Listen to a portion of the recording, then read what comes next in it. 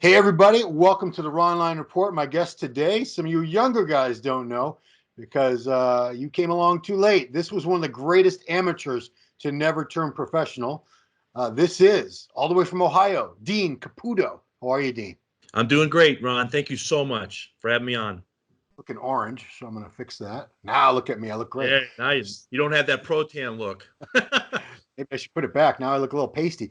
But Dean, like I said, I'm 50 years old, so people of my age know exactly who you are, all the things you accomplished in the industry and multiple aspects of the industry as an athlete, as a gym owner, as a contest promoter, as part of the supplement industry. So, man, I got to go back to the beginning, but I tried to do a little bit of research on you. And unlike most people, when you first saw Arnold Schwarzenegger at 10 years old, you did not want to look just like Arnold. Your reaction Right. was what?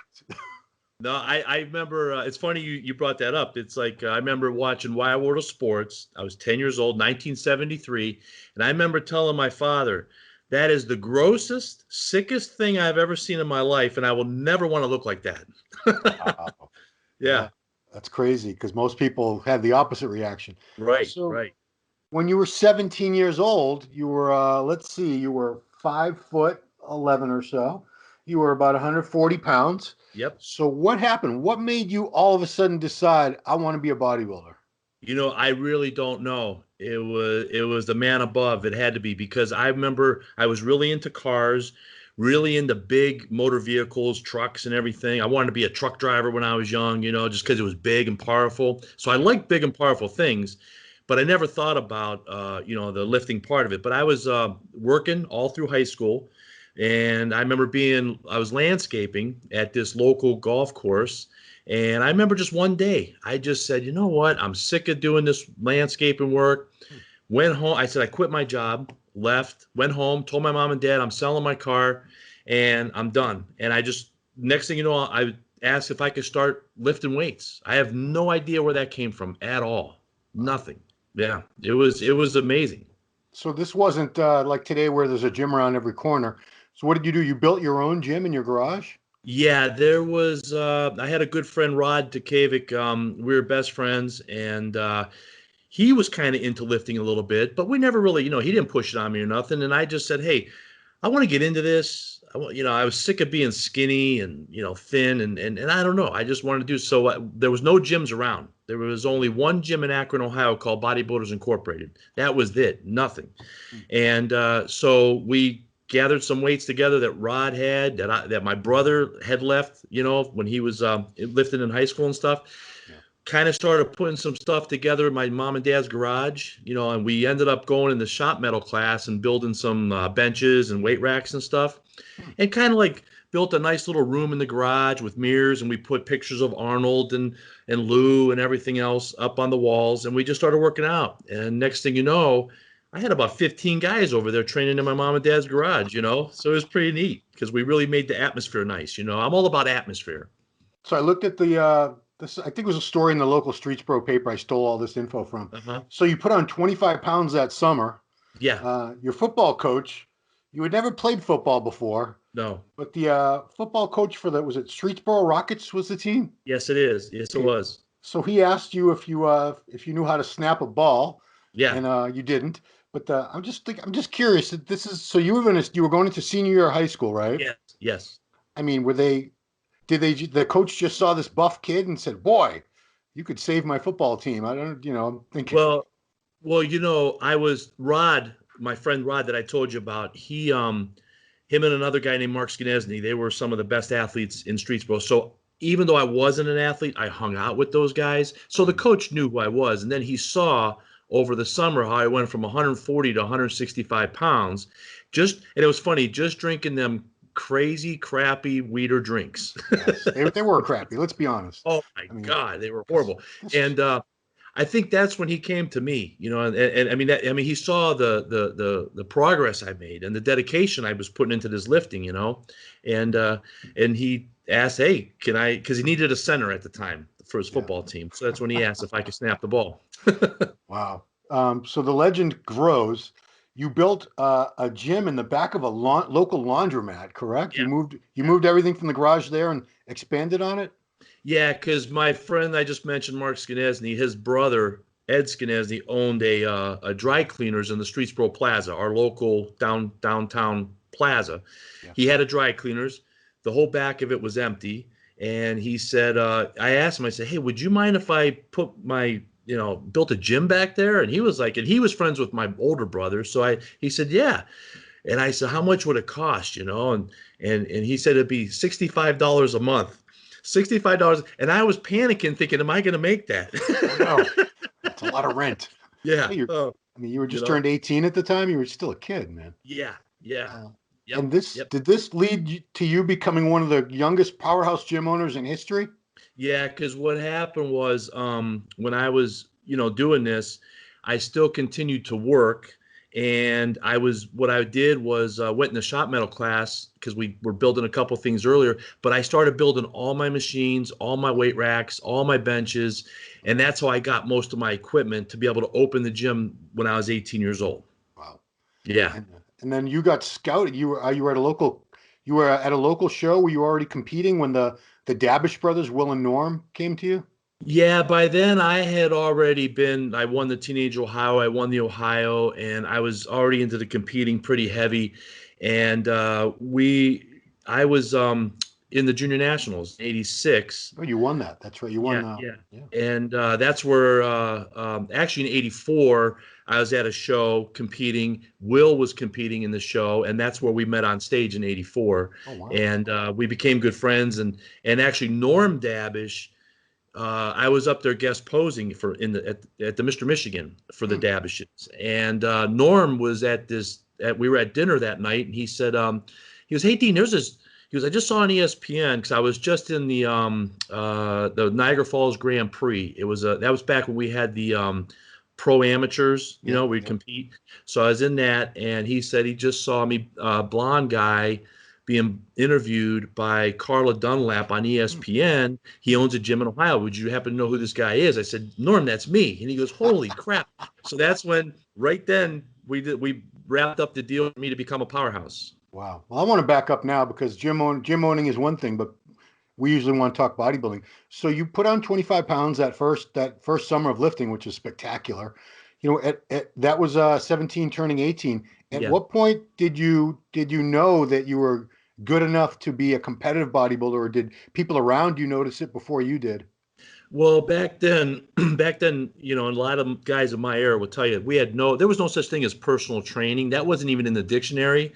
Right. There was no trainers, no personal training. Everybody got their knowledge from Muscle and Fitness and Flex magazine, and it was Muscle Builder back then.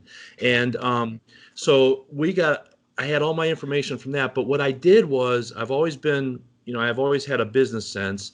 And when I opened my gym, I was 18, haven't competed yet. Yeah. But I thought, something, if I was to do this bodybuilding stuff, because my body's reacting so good.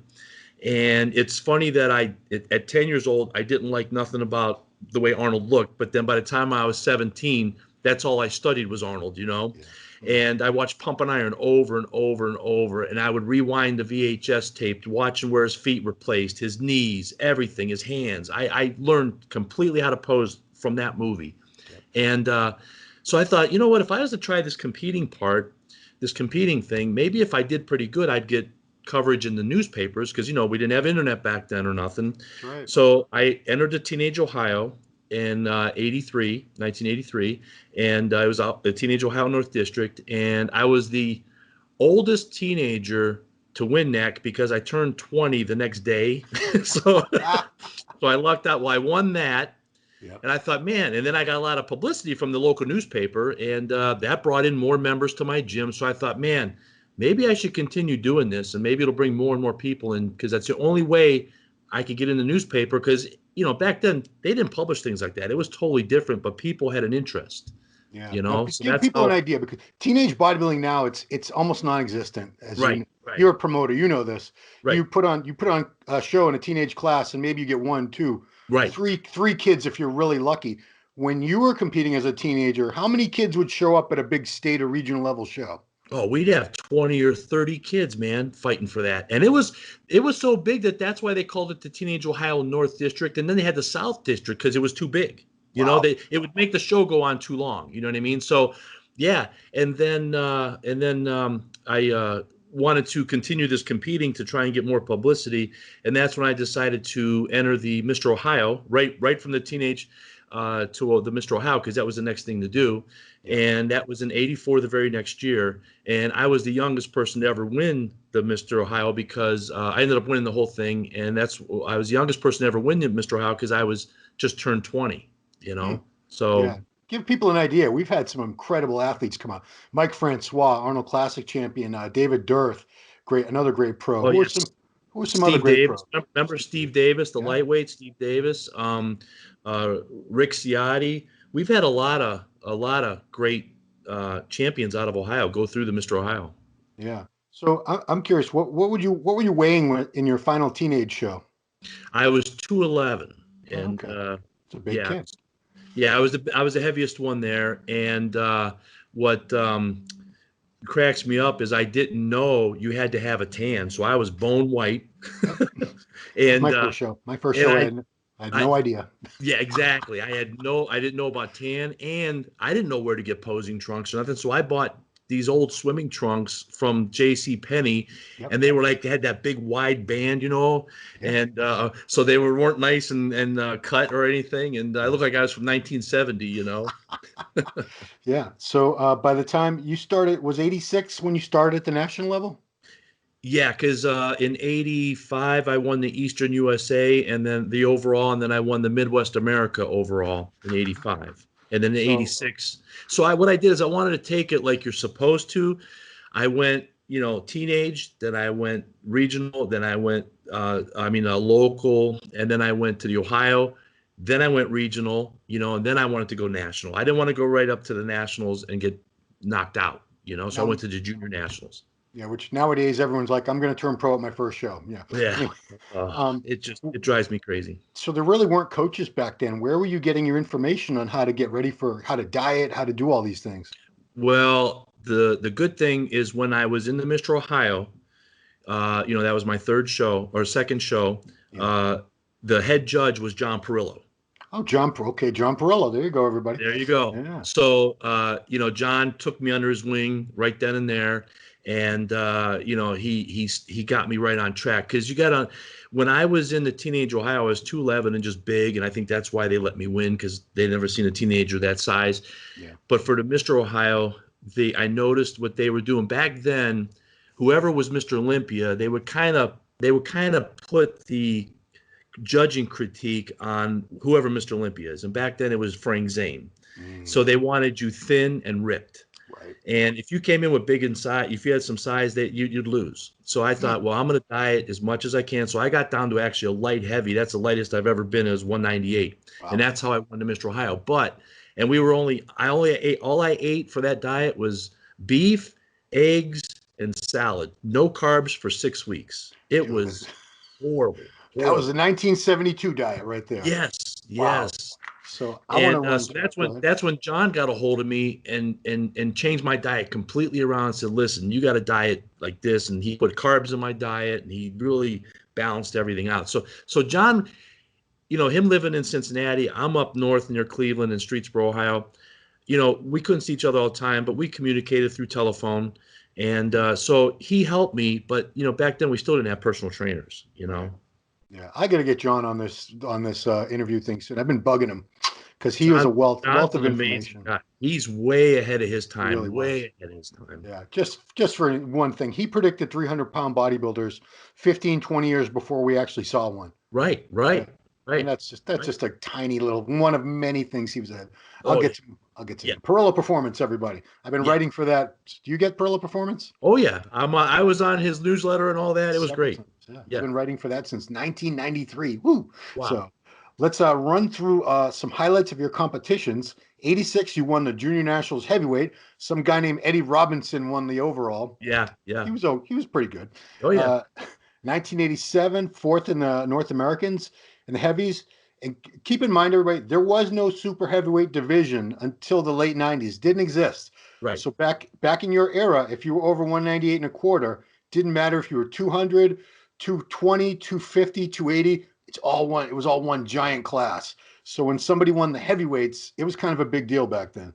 So here we go. Nationals that year, 87 didn't do too hot, but No, 89 North American, you took second to Johnny Morant. by one Johnny, point. yeah, Johnny was really good. Oh yeah. Did he go to WBF, Johnny Morant? Yes, he did. That's right.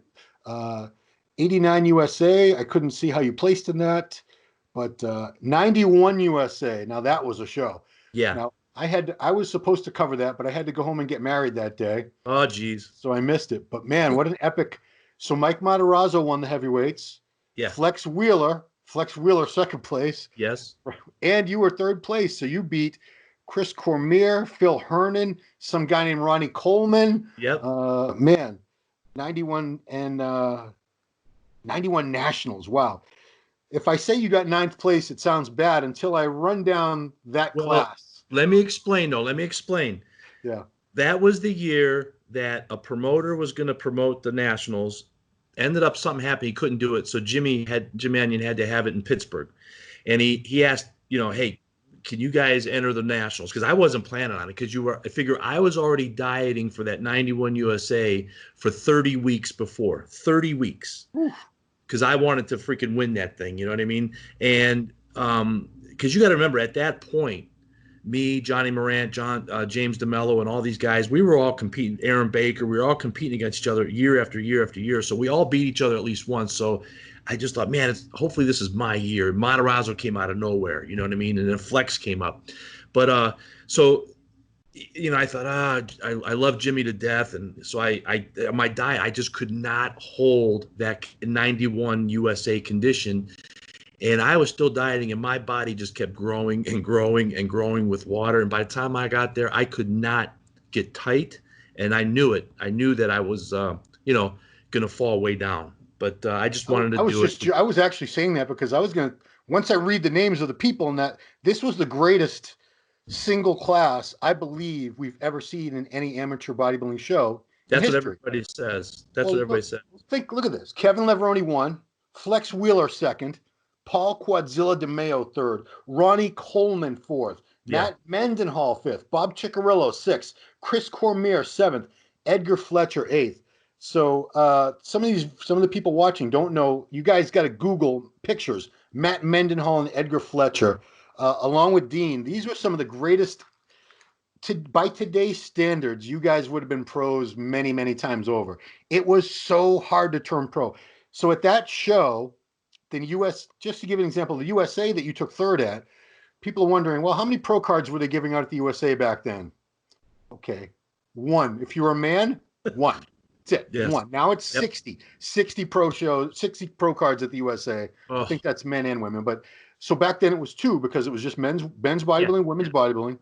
Two. Okay. Even at the nationals back then, you had to win your class. Right.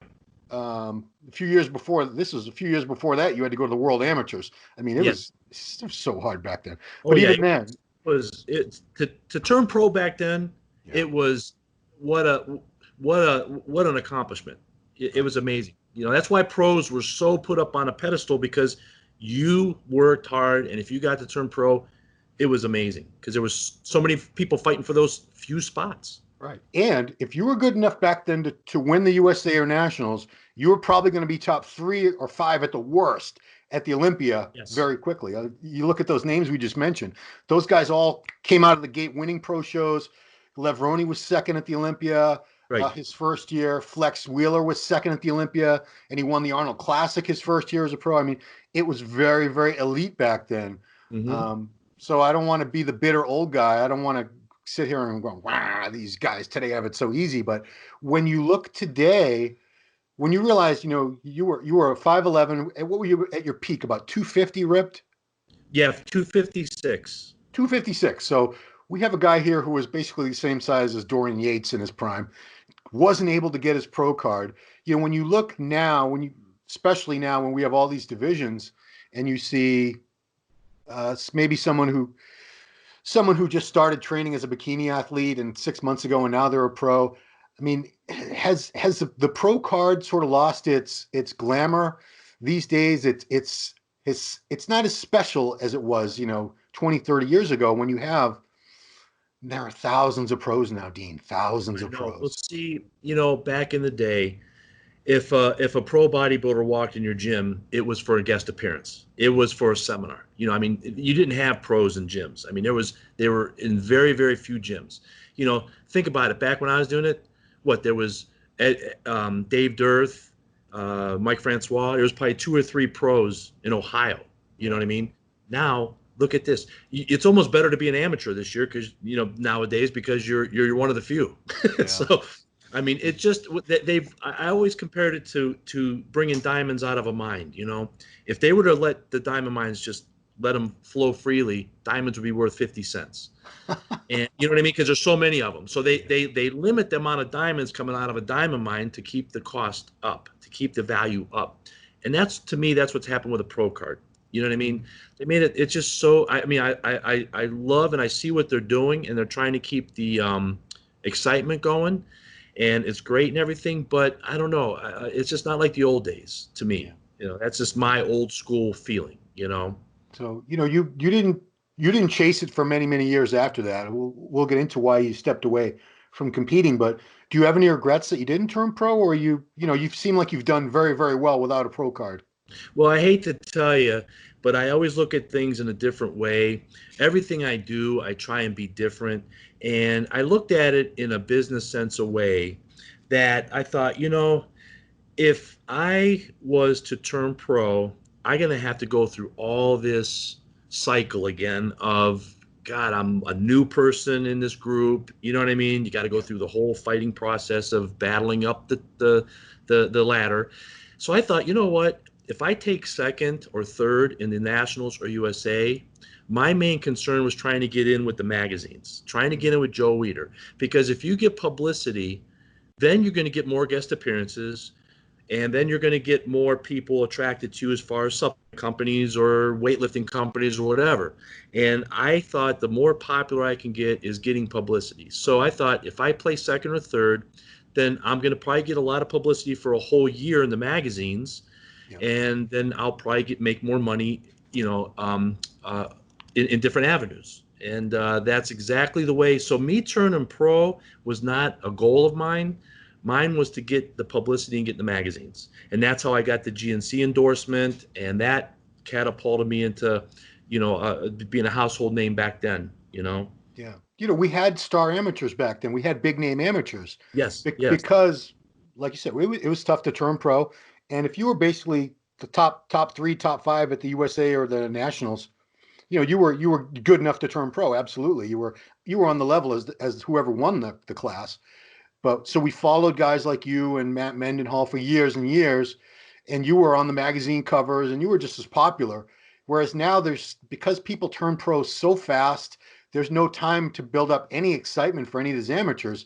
Because if anybody's any good now, they basically turn pro within a heartbeat, and they just move right on, and maybe they do okay as a pro, maybe they don't. But tell me how, when did you know? Was 91 your last year of competing? No, 93. 93. Okay. Yeah, I placed 5th. That's the year that Mike Francois won. He was first, and Dennis Newman was second. Yeah. Edgar was there. I think that was Edgar's last. And Don Long, I think, took 4th. I took 5th. Wow. And that was my best shape ever. If you look at the pictures, I was 256 and the hardest I've ever been. And I just thought, I think it's time. I always admired Jim Brown from the Cleveland Browns, that, he retired in his prime. And I thought, that's the best I'm ever going to do, I feel, because I'm starting to go down in placings now. So I thought, you know what, I'm going to end it on a good note and in my best shape. So that's why I quit there. And I was just getting into the supplement industry at that time too. So how old? You were still like in your 20s at that point? Oh, right? Yeah, early 20s, mid-20s. Mid-20s, yeah. Wow. Yeah, I mean, we got guys now my age, 50, still going after that pro card. Yeah, So yeah, tell me how you got into the supplement industry, because I remember seeing you in the GNC ads. That's the first association I had. You were in those magazine ads for a long time. Yeah, a good friend of mine, Dave Hawk. We all know, he's another pro, IFBB pro. Yep. And Dave was a good friend of mine, and he was with GNC at the time.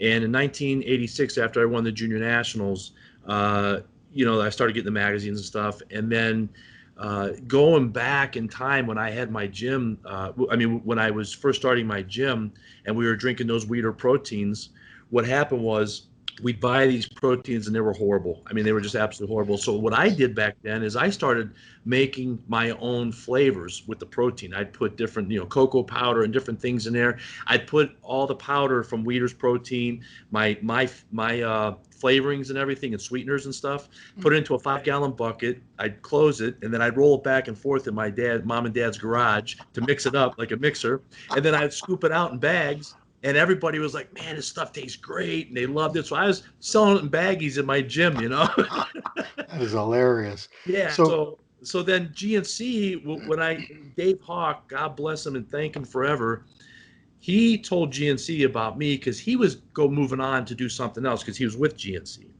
And he said, hey, I think you guys might want this guy from Ohio for your new Pro Performance, which wasn't launched yet. Yeah. And so that's when GNC contacted me, and then they kind of got wind that, hey, we heard that you are doing some product development of your own, and could you help us? So that's when I helped them with the development of Pro Performance. Wow. So I assumed you were just another big jacked up guy in the ads. I didn't know. I had no idea that you were actually on the inside of the company with the research and development. Wow. So how long were you with GNC for, and where did you go from there? 2 years there, and got in real good, did a lot of appearances all over, and it really launched me. I mean, they had them big 6-foot cutouts of me in front of all 3,000 stores, and it really, really was awesome. I mean, and then I got attention from a guy named Victor Rubino, which owned Ultimate Nutrition back then. Yeah. And Victor, he had a good business. It was small. It wasn't nothing big, and he confronted me. He said, hey, when you're done with GNC, you want to get together and do something? So I said, that'd be great. So I talked to Bill Watts, was the CEO of GNC back then, and I said, hey, I kind of want to go off and do my own thing. And he was cool. Bill was cool. He said, go ahead, boom. So in 1990, because we launched Pro Performance in 88, and it became one of their best-selling, and it still is one of their top-selling brands, house brands. And so I told him I want to go off, do my own thing.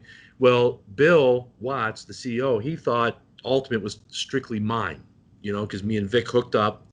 So I got, in with all our buyers because I knew them all. So I got us in GNC, and everybody's got to understand back then, that was like your internet. If you got in GNC as a company, you're everywhere, because every international person would go to a GNC from Italy or Germany or wherever. And if you're in GNC, they want you in their country. So that was our showroom. So I got us a meeting. We got in there. I think we did like about $3 million the first year with GNC. Yeah, it was phenomenal. And we were the first ones to come out with creatine back then too. Really? Yeah, in 96. Yep. Wow. Creatine. And then I was with Victor from like 90 all the way to 2003. And then he unexpectedly passed away at 48 years old. He had a massive heart attack and passed away. And then things got going, and I just kind of didn't like the way the company was going, so I kind of parted ways in 2005. Okay. Yeah, I saw something. You got to fill me in the details here. Your wife had no idea that you were famous in any way until you were on a trip in Mexico and you walked past somewhere that had one of those giant cutouts of you. Is that true? Yeah. Yeah. That's well, ridiculous.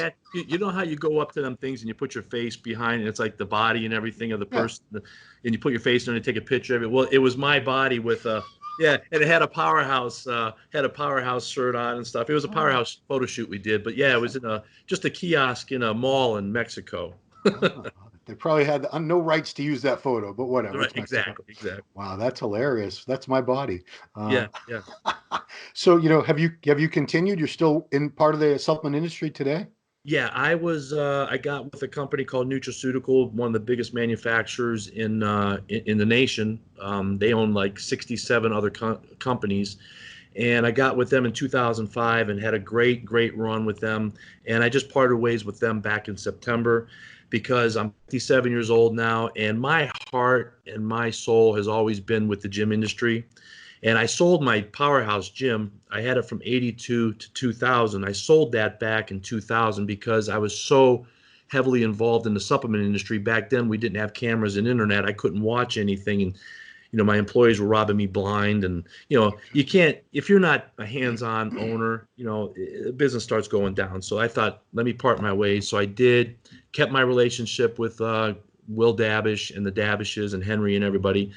And that's when I decided this year to get back into the gym industry. Oh, wow. Yeah. After 20 years away from it. Yeah. Yeah. Wow. Yeah. So what's the gym and where is it? It's in Streetsboro, Ohio. I opened it up and we went big, man. It's like over 16,000 square feet. Huh. And the way I designed it, I wanted to be, again, I wanted to be, because I looked at the landscape and I saw that there's, your big box gyms are, kind of just like for your average person stuff. And then there's nowhere for anybody hardcore or really heavily into fitness and lifting to go. They can't go to them big boxes because they don't like the heavy lifting and stuff. And Right. you kind of know who I'm talking about. Yep. And then you got the hardcore, dumpy, dirty gyms that the guys have to go to that don't really want to go. So I thought, let's create about 3 gyms in one. So I have 3 different zones is what we call them. We have the fitness zone is one. Then we have an 8-foot opening that goes into the next gym. It's called the extreme zone. And then after that, we have the sports zone. It's all turf. Yeah. So in the fitness zone, it's all just selectorized hammer strength equipment, cardio equipment, little softer atmosphere. Then you go into the extreme zone, and it's a replica of my 1982 powerhouse. Oh, wow. Yeah, it's all hammer strength gym. It's all hammer strength equipment, 2 racks of dumbbells up to 150. We have a big posing room in there, so it feels like you're on stage with stage lights. It's perfectly, I got images of Will Dabish, myself, Linda Murray, Barry DeMay, Ron Love, all of us old powerhouse that we used to go around promoting. I had them on the walls, big 8-foot graphics of them and stuff, and we got loud music in there. You can use chalk. It's just like going back into the 80s, only with new modern equipment. And then you go into third gym, and that's all turf. It's about 30 yards. We got it all marked off like a football field. So you can go in there and do all your sports stuff and all your fitness, functional fitness stuff. So literally something for everyone at this place. Exactly. So now, like for instance, we have families that come in that the wife can be in the fitness zone in her atmosphere. The husband, he can go in his atmosphere, the extreme zone, a little hardcore, and then the son or the daughter could be in the sports zone, and they can come there all at one time. So now they don't have to go to 3 separate facilities. So what's the name of the gym, Dean? Powerhouse Gym, baby. Oh, it is a Powerhouse Gym. Dean Caputo's Powerhouse Gym. I saw it behind you, but I didn't know if that was from the old gym or, wow. No. That's it.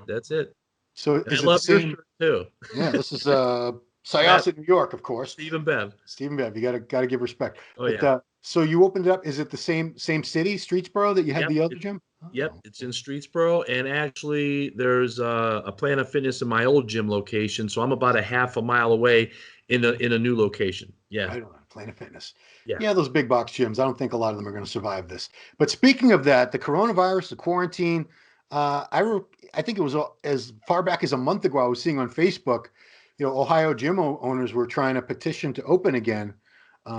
So when did you guys shut down, and what's the status on gyms reopening where you are? Well, get this. So I spend 5 months building this gym out because it was just, we had to redo a lot of stuff. And we opened January 25th, and on March 16th, 7 weeks later, we got the word from our governor that we had to shut down to this coronavirus. And we're like, oh my Lord, I never saw this in my life that this would happen.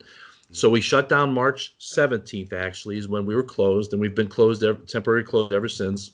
Yeah. So in the meantime, they're opening up all these other businesses now slowly. They're coming back and everything. And we just couldn't understand, because in the national layout that the president laid out, gyms were in phase 1. Right. Well, so far, we have not been even included in that phase, not even mentioned in that phase, and other businesses have been opening. And actually on the 15th of May, they're going to start opening up like barbershops, salons and stuff, and outdoor patios for restaurants. And then on the 21st, they're opening up all restaurants. They're actually announcing this week that they're going to be possibly opening up daycare centers. So in the midst of this, about 2 weeks ago, I started, asking around, like, is anybody representing the gym industry down at the State House? And nobody had answers. So a good friend of mine, Mike Davies, he's a part of the Arnold, been around a long time, just as long as me, 30 years. Mike trains, you know, he's really known for all his personal training. He was like the first big personal trainers for girls and stuff and guys. And so you know, Mike, we started talking, and Mike, God bless him, he said, we got to do something because he's right there in Columbus. He owns Metro Fitness and big, beautiful gym. And he said, let's get together and let's create an organization, a coalition. And we started, it's called Ohio Independent Fitness Operators Association. A lot of people stepped up. We have a girl named Kristen. She's our lawyer. She stepped up for free. You know, we're helping her out with as much as we can. Got a lobbyist. We got registered with the Secretary of State, so we're a nonprofit organization, and we're getting hundreds and hundreds of gym owners backing us up and joining. And so now we actually today we had we formed a task force, and we're meeting with the State House. So we're making we're having our voice heard. Yeah, good, because you know, restaurant, I mean, a daycare, my God, I mean, talk about a virus factory. Right. And they're like, no, you know, not the gyms. And if by the 21st, get this, when the restaurants open and daycares and all this, 96% of all businesses will be open except for us, you know? So everything but gyms, basically? Yeah. I mean, it's shops, like, you got a barber like over breathing in your, come on. Yeah, I know. It does. I just don't get it. So if I could say something, if any Ohio gym owners are watching this, please email Mike Davies at beefcakedavies@aol.com and join the Beefcake Davies. Yeah, Beefcake Davies. Beefcake Davies. Okay. Yeah. He got that email before anybody else, I'm sure. Yeah. Wow. Yeah. It's Davies, everybody. Beefcake, you better know how to spell or else. Yeah. Now, what else? Dean, you're also a contest promoter, correct? Yeah, and I've done that since the oh my goodness, back in the late '80s. I was actually, you know, me and Jim Mannion, great friends. JM, we're all, you know, like love him to death. And so I was actually the Ohio NPC district chairman for the NPC back in the, you know, in the late '90s. I mean mid '90s, and a good friend of mine named Greg Krause was my vice chairman. So we kind of took over the district, the whole Ohio. And then when I got really heavily involved in the supplement industry, I had to step away from it. And that's when Rick Biardi took over my position. Yep. So back then, when I was doing being a chairman, we started the Dean Caputo Powerhouse Classic bodybuilding show. Yep. And I used to bring in all kinds of pros, man, because I was competing back then. So all my friends, you know, Paul DeMeo, Barry DeMay, all them guys would come to the show, and we'd have 4 or 5 guest posers. And it was like a little pro show. It was great. And then, so I've been promoting for about 27 years. So what have you had any shows this year that you've had to postpone, or are they later in the year? Well, my latest show is the North Coast Championships. Kent, Ohio. Yeah. And we have it at, we started in a high school the first year, but the North Coast has been around for 30 years. And we got so big, we moved it to the Kent State University Mac Center where they play basketball. Yeah. And, you know, we get thousands of people there. It's a beautiful, big event. And we put a lot of money into it, a lot of time into it. And you know, we have the poles and the curtains, and just like it looks like the Arnold when you walk in, you know, with the booths. And it's nice because the booths are right there with the crowd, you know, the stage, everything's right in one place. So it's not like in 2 separate rooms, you know. And if anybody wants to check it out, check out the North Coast Championships with an S.com. NorthCoastChampionships.com. So what's the date on that? Well, it was May 23rd, but at first we had to postpone. And then I was hoping the Mac Center at Kent State, totally, the whole campus is shut down. So we lost that for the rest of the year. So then I was going to try and reschedule it for August.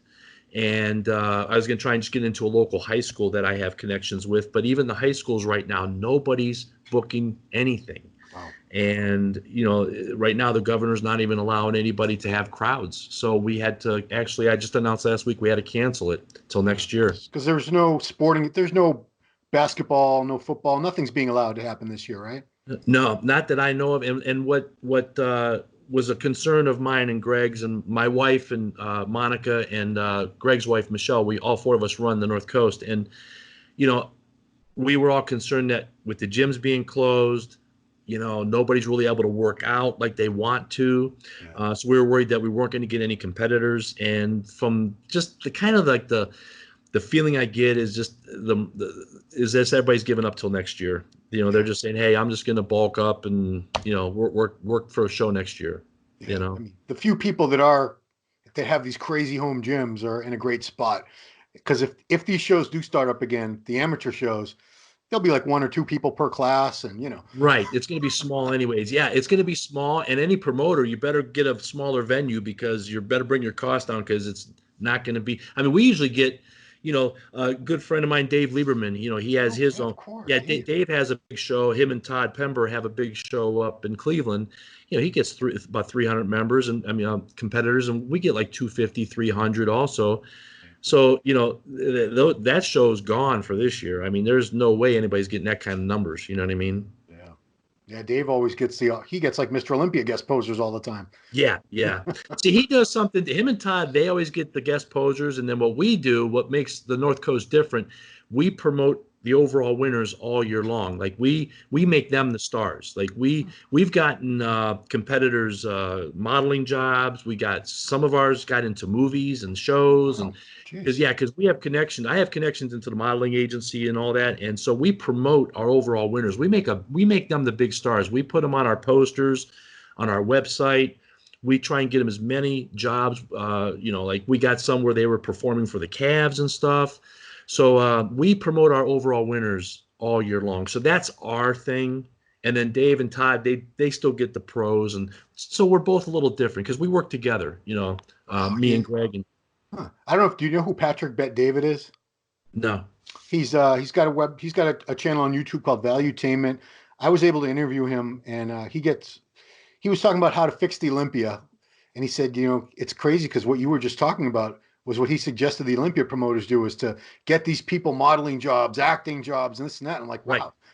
And I'm like, no one's going to do that. And you actually do that. No, listen, that's what made our show big. Like you should check out my website because, and check, if you went on our Instagram and you could see all the videos, we actually, every year we make they're 8 foot tall and 20 feet wide graphics of all the overall winners. So they're life size, and we put them up. They're called the Wall of Fame, the North Coast Wall of Fame. We put them up at the Mac Center every year.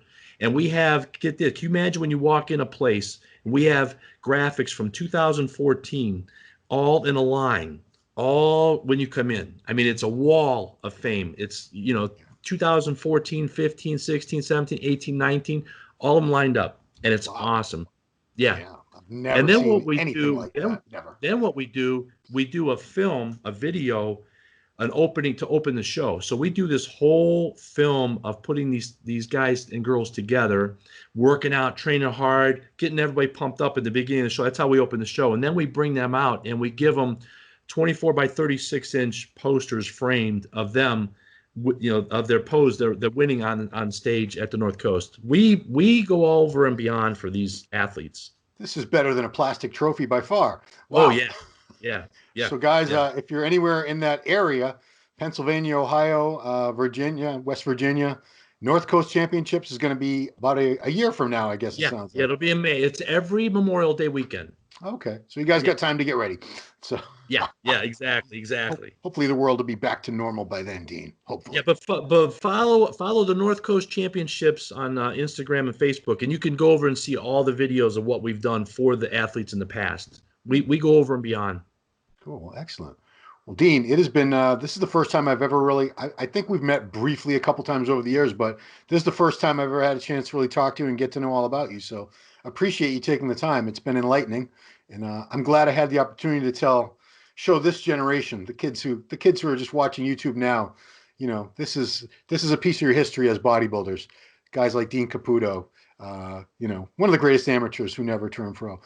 Thanks, Ron. Thank you, man. It's guys like you that keep us old school guys alive, man. It's guys like you. Yeah, I put you in that pantheon. Mendenhall, Fletcher, Caputo, Roy Liedlmeyer, obviously. Yep. Maybe Harry Dodick. There's a few that just they were so good compared to a lot of the guys now, and just kind of got lost in time. because Yeah. everyone's all about what's going on now. Right. Who's Right. hot now? So Right. yeah, cool. Hey, if you Dean, don't, yeah, go ahead. would I be able to mention that I'm starting a new marketplace for buying supplements online, and it's called stsfit.com. It's going to be a new marketplace to go to buy all the different third-party brands, all your popular brands. We're going to have hundreds and hundreds of products on there, blogs, videos. You're going to be able to go on there and get different nutrition advice and stuff like that. And then I'm going to be launching a new supplement company. I'm getting back into that with a good friend of mine named Chris Longo. Kid grew up in my gym. We just started talking. Like, I wanted to create the same model I had back in the day where I had Powerhouse and Ultimate Nutrition. So now I have Powerhouse, and we want to create a new brand, and we're going to come out. And this is my last stint in the supplement industry because I'm 57 now. So, but it's going to be stsfit.com. Yep. We're going to be rolling it out. The new company will be coming out late spring, early summer, but the new e-commerce site will be up probably in a couple weeks. Excellent. Congratulations on that. Oh, thank Yeah. you. Thank Yeah. you. Not too many 57-year-olds starting new businesses like that. Give I know. us I all think I'm hope. crazy. I think I'm crazy. Yeah, crazy like a fox. And northcoastchampionships.com is the Yeah. website for your contest, which I had no idea you were doing all those cool things for the competitors. That's really very Well, you know commendable. what? I want to bring you out. We're gonna have to talk. I want to bring you to the show. Okay. Hey, I like to go to shows. Yeah. So, Yeah. in Ohio, man, nothing against the Olympia, but the Arnold, I always kind of prefer the Arnold just because the people are so nice. Yeah. Yeah. Ohio and Nevada are two very, very different places. Oh yeah. Yeah. Yeah. Yeah. No, we'll have to bring in. It'd be nice because every time we have our show is when it's just beginning of summer. We always launch summer on Memorial Day. It's always nice and sunny and beautiful. Right So, on. Cool. Well, Dean Caputo, thank you so much for taking the time. Appreciate it very much. all right. Everybody out there, I want to thank the viewers for watching. Please subscribe, get the little bell thing so you know when we have new videos out. And that's it. We appreciate you guys watching. We'll see you next time. Ron, thank you.